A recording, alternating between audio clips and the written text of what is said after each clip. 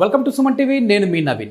మీలో ఎక్కువగా కూర్చొని జాబ్ చేసే వాళ్ళు ఉన్నారా? లేదు అని అంటే ఎక్కువగా డ్రైవింగ్ ఫీల్డ్లో ఉన్న వాళ్ళు ఉన్నారా? అట్లాంటి వాళ్ళు ఖచ్చితంగా ఈ వీడియో చూడండి. ఎందుకంటే ఇట్లా ఎక్కువ సిట్టింగ్ పొజిషన్లో జాబ్ చేసే వాళ్ళకి ఒక రకమైన సమస్య అయితే వస్తుంది అని చెప్పేసి డాక్టర్ కారెడ్డి శ్రీధర్ రెడ్డి గారు చెప్తున్నారు. సో అసలు ఆ ప్రాబ్లం ఏంటి, అదేవిధంగా దాని లక్షణాలు ఏ విధంగా ఉంటాయనేది సార్ని అడిగి తెలుసుకుందాం. ప్రస్తుతం మనము ట్రీట్మెంట్ రేంజ్ హాస్పిటల్లో ఉన్నాము. హాయ్ సార్, నమస్తే అండి. నమస్తే అండి. సార్, ఆఫ్ ది రికార్డ్ నాతో చెప్పారు పైనోవిడెడ్ సైనస్ అని చెప్పేసి. సో దానికి సంబంధించిన లక్షణాలు ఎట్లా ఉంటాయి? ఎందుకంటే మీరు నాతో చెప్పినప్పుడు ఏంటంటే నార్మల్గా కూర్చున్నప్పుడు మనకి ఏదో ఇట్లా పట్టేసినట్టు ఒక చిన్న కణతలాగా వచ్చినట్టు ఉంటుంది. దానికోసం మనం ఏదో యాంటీ ఇన్ఫ్లమేషన్ డ్రగ్స్ వేసుకున్నామంటే మళ్ళీ అది తగ్గిపోతూ ఉంటుంది. కానీ దీని లక్షణాలు ఏంటి, ఎట్లా ఉంటాయి, దీన్ని ఎందుకు సీరియస్గా తీసుకోవాలి? సో ఇప్పుడు మీరు చెప్పే డిజీజ్ ఏదైతే ఉందో ఇది నిజంగా చెప్పాలంటే హిడెన్ డిజీజ్. చాలామందికి వ్యాధి గురించి చాలా తక్కువ తెలుస్తుంది. దీన్ని మనము పైలోనేడల్ సైనస్ అంటాం అన్నట్టు. పైలోనేడల్ సైనస్. ఓకే. ఈ పైలోనేడల్ సైనస్ వచ్చే ఏరియా కూడా చాలా విచిత్రంగా ఉంటుంది. ఎందుకంటే ఎటు కాకుండా అటు మోషన్ కెనాల్ దగ్గర రాదు, అటు నడుము దగ్గర రాదు, రెండు ఏరియాల మధ్యన. అంటే ఈ బటక్స్ ఉంటుంది కదా, ఈ బటక్స్కి పెరుదులకి దగ్గర మధ్యలో దీన్ని మనం టెయిల్ బోన్ అంటాం. ఆ ఏరియాని టెయిల్ బోన్, ఆ ముడియం అంటారు కదా, ఆ టెయిల్ బోన్ దగ్గర వస్తుంది అన్నట్టు. ఈ టెయిల్ బోన్ ఏరియాలో ఎందుకు వస్తుంది, మరి మిగతా చోట్ల ఎందుకు రాదంటే మిగతా చోట్ల కూడా వచ్చే అవకాశాలు ఉంటాయి, బట్ చాలా తక్కువ ఉంటాయి. అక్కడ ఇక్కడ వచ్చే పర్సంటేజ్ అనేది చాలా ఎక్కువ ఉంటుంది. ఇక్కడ రావడానికి కూడా ముఖ్య కారణం ఏంది అంటే అక్కడ హెయిర్. మామూలుగా చాలామందికి వెంట్రుకలతో కూడా వ్యాధి వస్తారా ఏంటి సార్ మీరు ఏదో చెప్తా ఉన్నారని అనుకుంటారు, బట్ ఇది నిజం, వెంట్రుకలతోటే వస్తుంది. అందుకే ఇక్కడ ప్రొఫెషన్ ఒకటి, హెయిర్ ఒకటి, ఈ రెండు చాలా ఇంపార్టెంట్. ఎందుకంటే ఆ వ్యాధి ఏదైతే ఉందో పైలోనేడల్ సైనస్ ఏదైతే ఉందో, ఇప్పుడు చూడండి ఇది ఇక్కడ వస్తుంది కదా, మోషన్ పోయే ద్వారం ఇక్కడ ఉంటుంది, అంటే చాలా దూరంలోనే ఉంది ఇది. అయితే ఇక్కడ రావడానికి, వ్యాధి రావడానికి హెయిర్ ఒక ముఖ్య కారణం అయితే వాళ్ళ ప్రొఫెషన్ ఒక ముఖ్య కారణం. సో అందుకే ఈ వ్యాధిని మనం జీపర్స్ డిజీజ్ అంటాం. అంటే ఒకప్పుడు జీపులు చూస్తే కనుక గుంతలలో ఎగురుతూ ఉండేటివి. అట్లా ఎగిరినప్పుడల్లా ఏంటంటే ఈ రెండు పెరుదుల మధ్యన రాపిడికి గురై అక్కడున్న హెయిర్ అనేది బొక్కలు పెడుతూ ఉంటుంది అన్నట్టు. సో మనకు అక్కడ హెయిర్ ఉంటుంది కదా, హెయిర్ అనేది లోపల ఈ రకంగా ఉంటుంది. ఒక్కొక్క హెయిర్ ఫాలికల్ అంటారు దీన్ని. సో ఇట్లా హెయిర్ ఉంటుంది. మనకు బయటికి కనిపించేది ఈ స్కిన్ మీద ఇట్లా హెయిర్ కనిపిస్తుంది, కానీ లోపల ఎలా ఉంటుందంటే ఇలా ఉంటుంది అన్నట్టు. ఈ షార్ప్ హెయిర్ ఏదైతే ఉంటుందో ఈ హెయిర్ చర్మాన్ని కుచ్చుకోవడం స్టార్ట్ అవుతుంటుంది. సో ఇక్కడ చిన్న బొక్క పడుతుంది. బొక్క పడగానే బొక్క నుంచి బ్యాక్టీరియా కానీ చెమట కానీ అంతా లోపలికి వెళ్ళిపోయి ఈ హెయిర్ అనేది లోపలనే పెరుగుతూ ఉంటుంది. హెయిర్తో కూడా స్కిన్కి బొక్క పడే అవకాశాలు ఉంటాయి. ఇంకెక్కడ పడదు. ఆ ఏరియాలో ఎందుకు పడుతుంది అంటే ఆ ఏరియా రెండు పెరుదులకు మధ్యన ఉంటుంది కాబట్టి రాపిడికి గురవుతూ ఉంటుంది.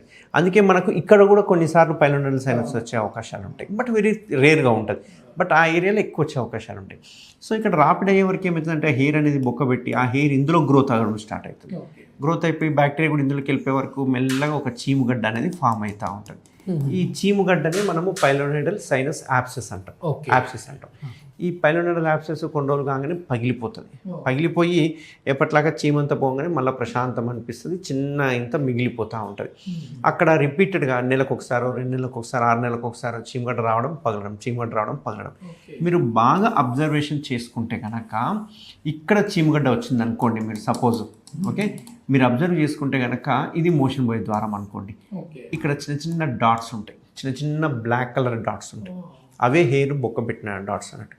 సో చీమ అనేది ఇక్కడ ఎంటర్ అయ్యి ఈ రకంగా ఇట్లా వెళ్ళిపోయి ఒక దగ్గర పగిలిపోతుంటుంది. ఇట్లా కొన్ని స్కిన్ మీద ఏదైనా ఇట్లాంటివి వచ్చినప్పుడు అట్లా గిల్లేసేస్తే దాంట్లో వచ్చి హెయిర్ కూడా వస్తుంటుంది. అది చిన్న చిన్న హెయిర్ వచ్చే ఫాలికల్స్ అన్నట్టు. కొన్నిసార్లు హెయిర్ ఫాలికల్ లోపల స్టక్ అవుతుంటాయి, బట్ ఇది అట్లా కాదు. హెయిర్ కుచ్చుకొని అక్కడ బుక్క పెట్టి అక్కడ నుంచి బ్యాక్టీరియా వెళ్ళి ఈ ఏరియాలో ఓపెన్ అప్ అయిపోతూ ఉంటుంది. సో ఇప్పుడు ఇదంతా ట్రాక్ట్. ఈ ట్రాక్ట్ని మనం సైనస్ అంటాం. అందుకే దీన్ని పైలోనేడల్ సైనస్ అంటాం అన్నట్టు. సో ఈ పైలోనేడల్ సైనస్ లక్షణాలు ఎలా ఉంటాయి అంటే రెండు పెరుదుల మధ్యన చీముగడ్డలు రావడము, కూర్చోడానికి ఇబ్బంది ఉండడము, పడుకోవడానికి ఇబ్బంది ఉండడము, అక్కడ ఒక రకమైన ఫౌల్ స్మెల్ రావడము. మీరు అక్కడ బాగా అబ్జర్వ్ చేస్తే 90% హెయిర్ ఎక్కువ ఉంటుంది.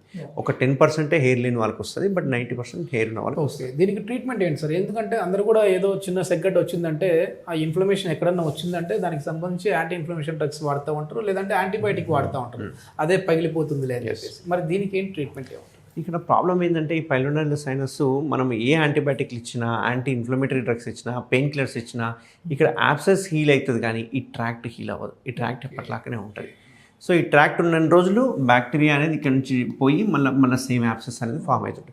ఇక్కడ మనకు ప్రాబ్లం ఏంటంటే మీరు బాగా అబ్జర్వ్ చేసుకుంటే కనుక అక్కడ మనకు కండ ఉండదు, చర్మం ఉంటుంది, కొంచెమే ఫ్యాట్ టిష్యూ ఉండి డైరెక్ట్ బోన్ తగులుతుంటుంది. ఆ ఏరియా అట్లాంటి ఏరియా. సో ఈ యాప్సెస్ కనుక డెప్త్లో కనుక వెళ్ళింది అంటే బోన్కి ఇన్ఫెక్ట్ అయిపోతుంది. దాన్ని మళ్ళీ ఆస్టియోమైలైటిస్ అంటామా, బోన్ నుంచి మళ్ళీ బోన్ ఇన్ఫెక్షన్ వెళ్ళిపోవడం ఇవన్నీ స్టార్ట్ అవుతుంటుంది.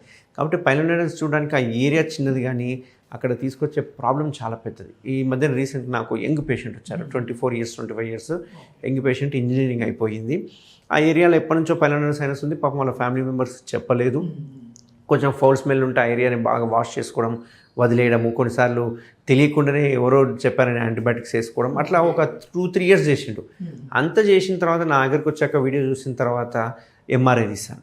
ఎంఆర్ఐ తీస్తే ఆల్రెడీ బోన్ ఇన్ఫెక్ట్ అయిపోయింది.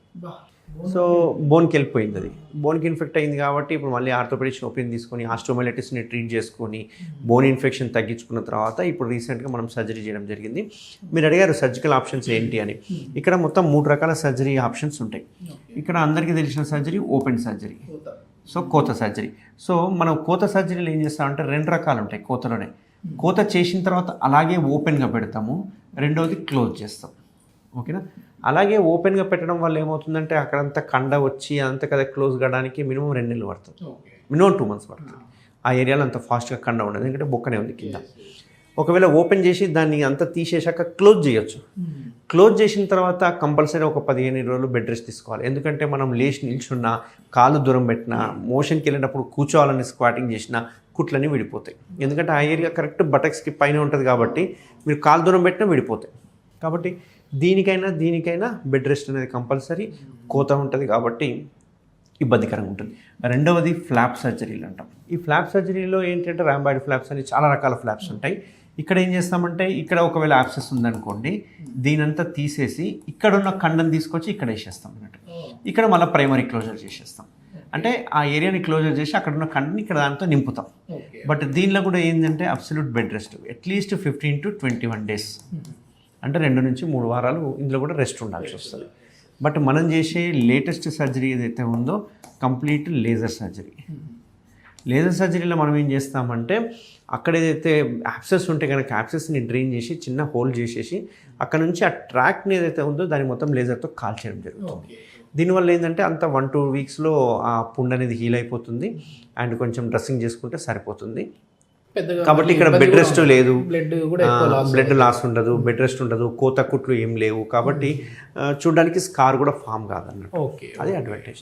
ఓకే, వీళ్ళు రెస్ట్ ఎట్లా ఉండదు సార్? అంటే మామూలుగా మళ్ళీ వచ్చే అవకాశం ఉంటుందా? ఎందుకంటే సెట్టింగ్ పొజిషనే. ఇప్పుడు కొద్దిమంది సార్ మేము మళ్ళీ డ్రైవింగ్ చేయాల్సిందే మాది, ఎట్లా మళ్ళీ ఏమైనా వచ్చే అవకాశం ఉంటుందా అంటే ఏం చెప్తారు సార్? ఇప్పుడు ఓపెన్ సర్జరీ తీసుకున్నా, ఫ్లాప్ తీసుకున్నా 1 month అయితే బెడ్ రెస్ట్ కంపల్సరీ. లేజర్ సర్జరీలో మాత్రం within 1 dayలో కంపల్సరీ వాళ్ళ డ్యూటీకి వెళ్ళిపోవచ్చు, వాళ్ళ పనులు చేసుకోవచ్చు. ఇక్కడ నేను చెప్పేది ఏంటి అంటే ఇది 100% రికరెన్స్ వచ్చే డిసీజ్. 100%, 99.9 కూడా కాదు, 100%. ఎప్పుడు మీరు కనుక ఈ ట్రీట్మెంట్ తీసుకొని వదిలేస్తే కనుక 100% మళ్ళీ వస్తుంది. సో మనం ఏం చేయాలంటే ఆ ఏరియాలో హెయిర్ లేకుండా చూడాలి. మీరు హెయిర్ని షేవ్ చేసుకున్నా సరే, వ్యాక్సింగ్ చేయించుకున్నా సరే, లేదు అంటే అల్టిమేట్ మెథడ్ ఏంటంటే లేజర్ హెయిర్ రిమూవల్. సో ఆ ఏరియాలో సిట్టింగ్స్ బట్టి లేజర్ హెయిర్ రిమూవల్ చేసుకుంటే మొత్తానికి ఆ ఏరియాలో హెయిర్ లేకుండా చూసుకోవాలి. హెయిర్ లేకుండా చేసుకుంటే కనుక ఈ డిసీజ్ 100% రాదు.